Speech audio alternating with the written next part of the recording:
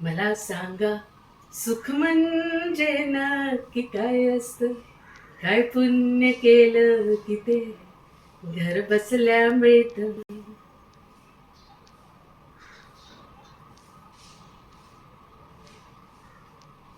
ह्या दोन गोळ्याच्या बारक्या पोळ्या करून घेण्यापेक्षा दोघांनाही एकत्र करू आणि कणकेत घोळू.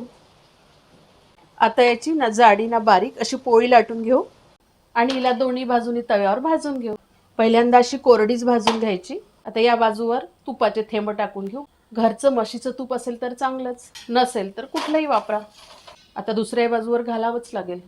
ही पोळी तयार करायला 2-4 थेंब तुपच झालं. शेकून झाली की ताटात घ्यायची आणि त्याच्यावर मेथकूट पेरायचं. त्याचा संपूर्ण व्हिडिओ आपल्या चॅनलवर आहे, healthy wealthy recipes and salad.